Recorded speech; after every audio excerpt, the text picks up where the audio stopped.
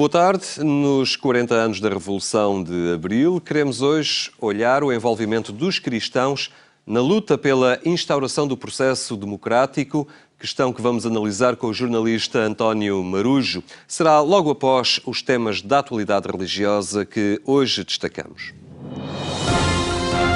E são acontecimentos de Abril que começamos por evocar. Para José Manuel Sardica, 40 anos depois, a liberdade em Portugal não é um dado adquirido. A Revolução dos Escravos marcou em Portugal o início de uma nova época.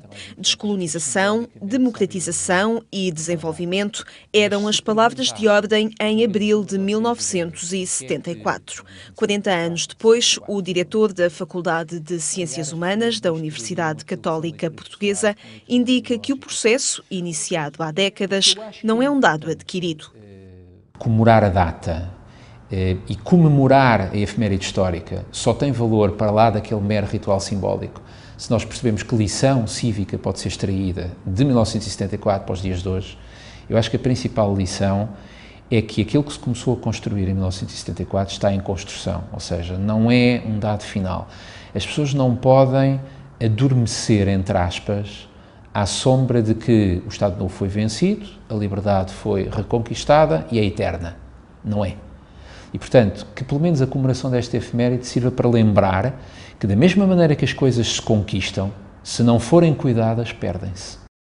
E a situação que Portugal e a Europa atravessam confere o contexto ideal para uma reflexão que não deve deixar de ser feita. É quase como simbolicamente há descolonização, democratização e desenvolvimento de 74, e se isso fosse uma espécie de reverso dessa medalha, daqueles que dizem que os Ds da atualidade de hoje são déficit, desemprego e dívida. Não são só isso, mas também são isso, infelizmente. E, portanto, isso deve-nos obrigar a refletir durante as últimas 4 décadas qual é que foi o nosso curso, que erros é que fizemos para que a promessa de 1974 e, enfim, a promessa da Europa ela própria seja hoje isto que estamos a assistir. Mais do que palavras de ordem, José Miguel Sardica assinala a importância de um discurso congregador em torno de desafios que os portugueses têm de enfrentar. A história serve para isso, não serve apenas para recordar por recordar. As grandes datas servem para as pessoas se lembrarem dos grandes feitos, para colherem as lições que é importante recolher dessas datas e para, eventualmente, enfim, como diziam os republicanos de há 100 anos atrás, que a comemoração seja uma espécie de liturgia cívica para dar energia à nação para os desafios enormes que tem pela frente. José Miguel Sardica integra um grupo de colaboradores da Eclésia que comenta a atualidade informativa. Para ver esta e outras opiniões, consulte o canal 524995 da plataforma MEL.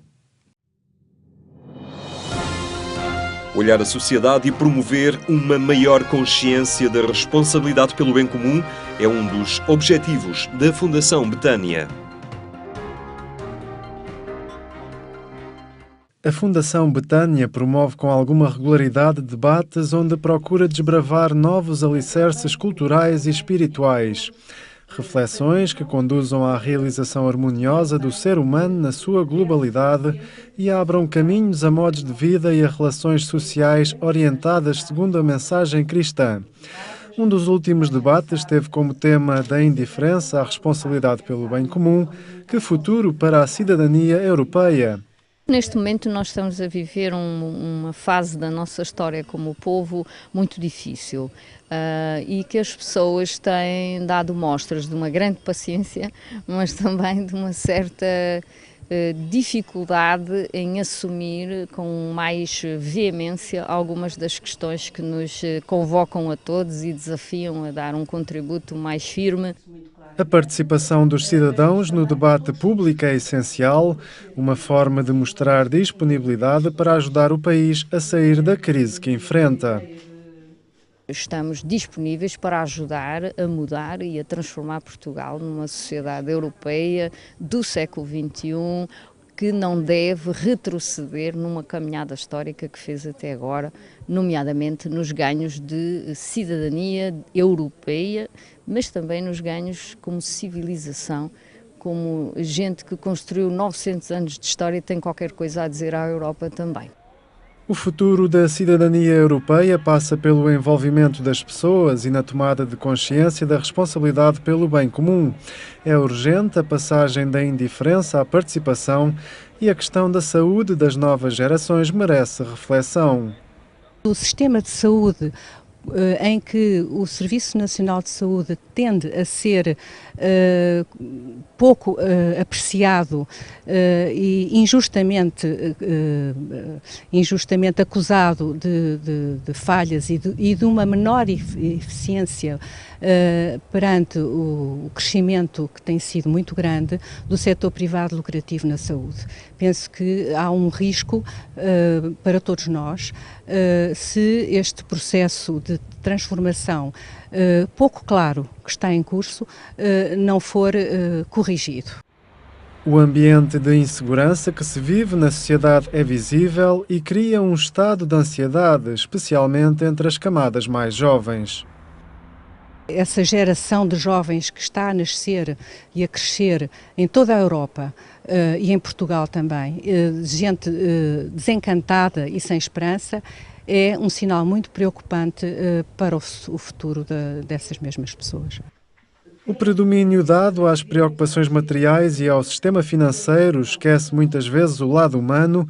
No entanto, alguns movimentos alertam que as pessoas estão em primeiro lugar. Em matéria de saúde, há alguma há uma certa iliteracia que podia ser corrigida. E isso penso que passa não só pelo esforço que a nível público se faça, mas também pelas escolas, pelas famílias, que podem ter uma influência muito grande sobre os jovens e, por arrasto também, sobre as famílias, no sentido de elas serem capazes de perceber melhor o sistema de saúde em que estão inseridas e de utilizarem de uma maneira mais racional e mais razoável os instrumentos que são postos à sua disposição. As crises ocorrem, mas elas são também um desafio à transformação das pessoas e das sociedades. A Europa, para nós, neste momento, tem que constituir um amplo espaço de afirmação de valores humanos, onde a tradição cristã tem uma palavra importante a dizer.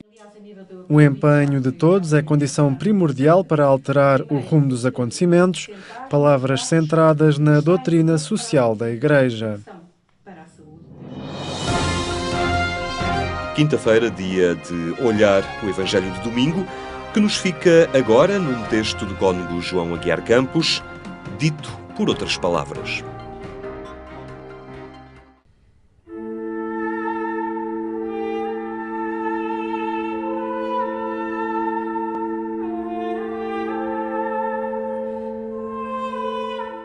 Não se cansa o amor divino na procura do homem.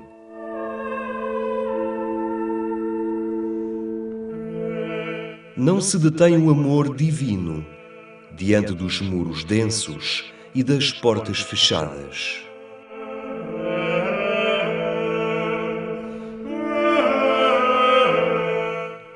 Nem o amor divino considera perdida a oportunidade de quem não estava na primeira visita.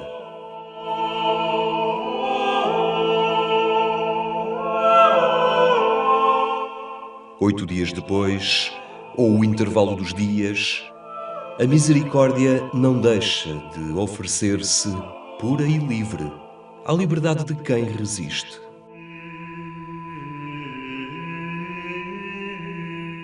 E argumenta, não com voz forte de quem deseja vencer, mas com a ternura insistente de quem só quer amar.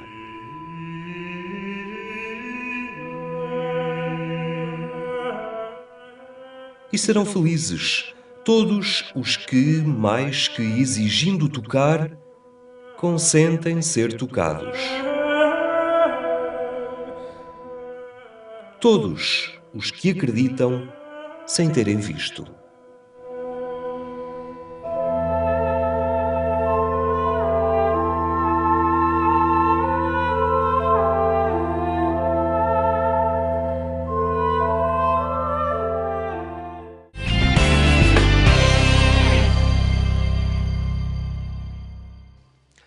Temas disponíveis em agência.eclesia.pt. Religion Online é o blog que, por estes dias, tem publicado um conjunto de textos que dão conta do envolvimento dos cristãos no processo revolucionário de 1974 e na preparação remota do país para a democracia. Um trabalho do jornalista António Marujo, que está hoje entre nós. Boa tarde, António. Muito obrigado por estares de volta ao programa Eclésia. Estamos nos festejos e nas vésperas dos 40 anos da Revolução de Abril.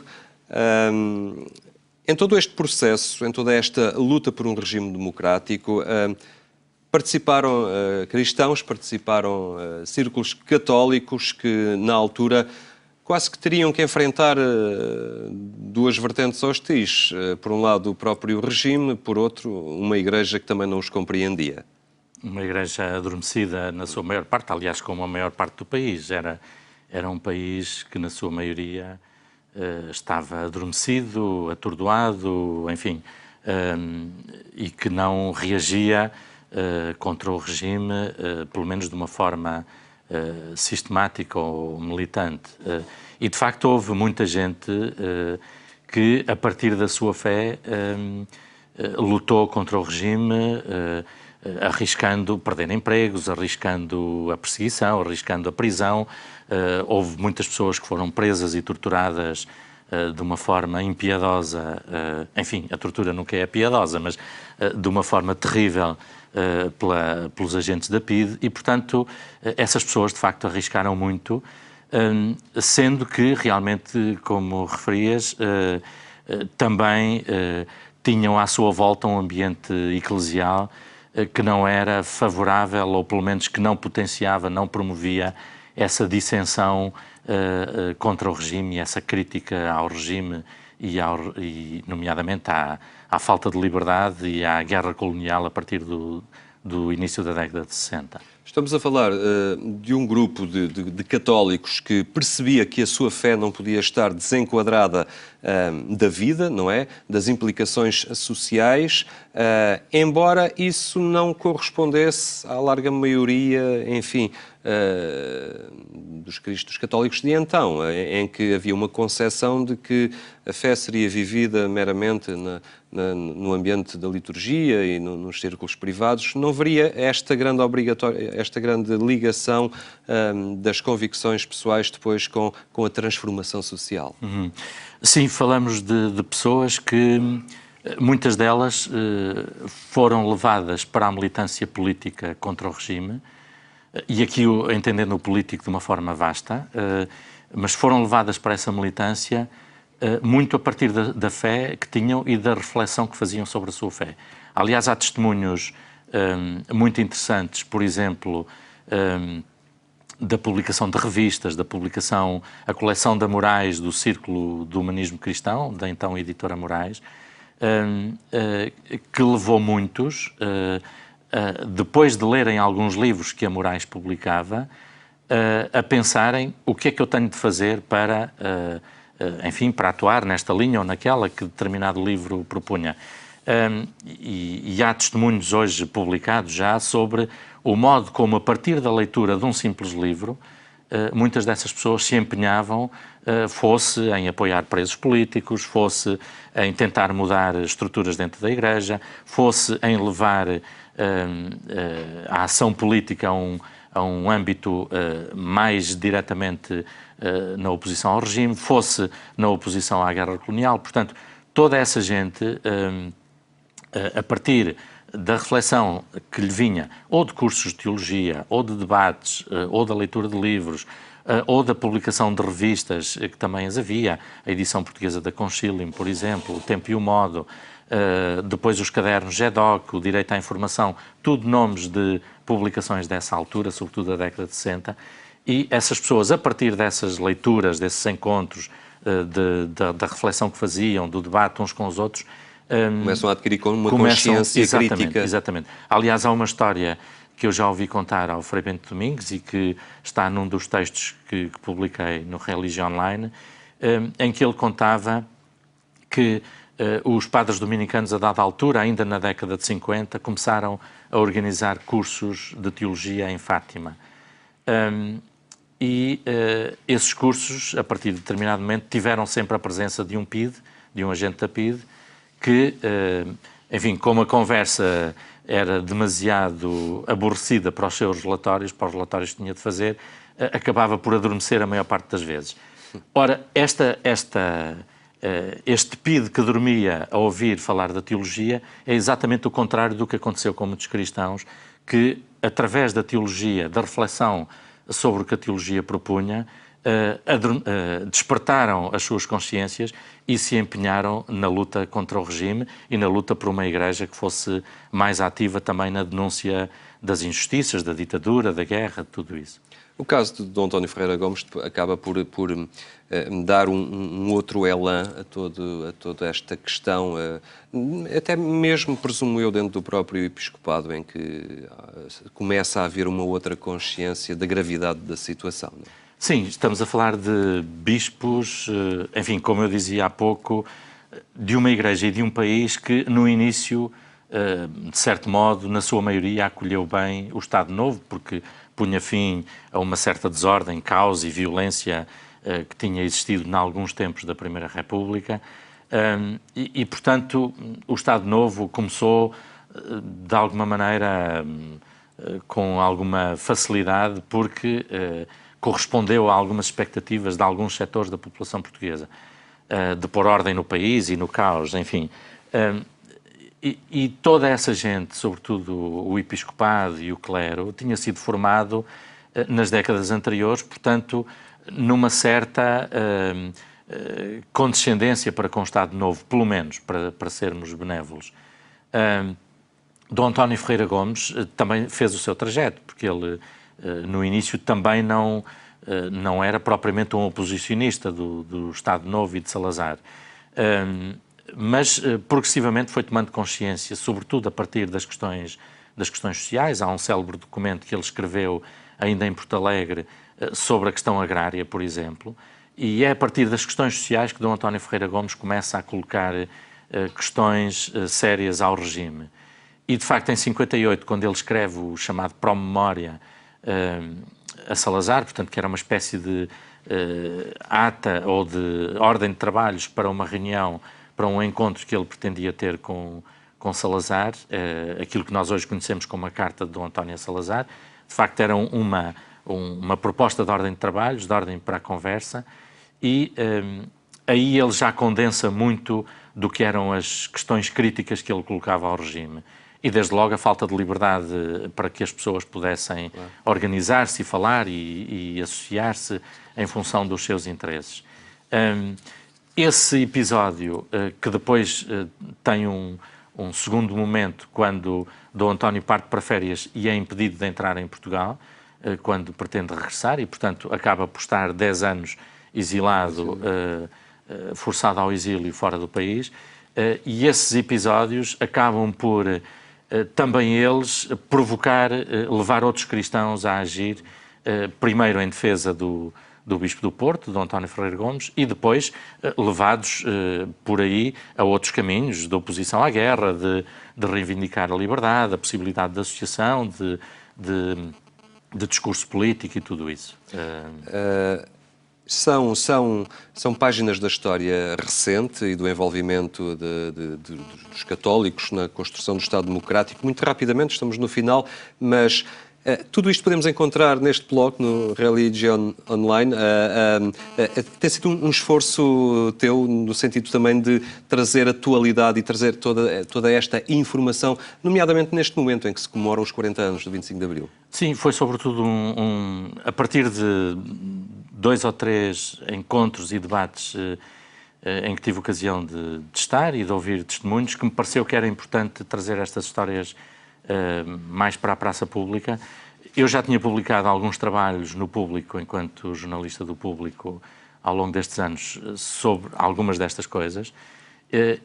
Pareceu-me que era importante, sobretudo, fazer esse processo de desocultação, porque se de facto a Igreja, na sua dominância, não militava contra o regime, também é importante perceber que nem tudo foi uma Igreja conivente com o regime. mesmo a nível da hierarquia. Portanto, houve atitudes de discordância, de crítica. E, portanto, fazer este movimento de desocultação e, por outro lado, perceber de que forma é que hoje nós podemos, de alguma maneira, tomar essas histórias como exemplo até para o que se passa, porque essa gente enfrentava situações arriscadíssimas, podia perder empregos, houve pessoas que perderam os empregos, eu falei durante estes dias com pessoas que perderam os empregos por causa das coisas que fizeram, e hoje nós vivemos situações às vezes muito semelhantes. Voltou a haver medo de perder o emprego, voltou a haver medo de falar, de dizer coisas, de se ter uma opinião mais crítica sobre a política, sobre a finança ou sobre a economia, enfim. Portanto, se calhar é a altura de nós, de novo, conhecermos histórias destas para voltarmos a reivindicar a liberdade, a possibilidade de falar e a possibilidade de agir para transformar a sociedade numa sociedade mais justa e mais digna para todos. Muito bem, António, muito obrigado por teres partilhado connosco. Obrigado. Todas estas páginas da história que também podem ser visitadas neste blog. O envolvimento dos católicos na construção democrática e a tomada de consciência de que a fé não pode estar separada da vivência social e da luta pela dignidade humana. Foi o programa Eclésia. Tenha uma boa tarde. Até amanhã, se Deus quiser.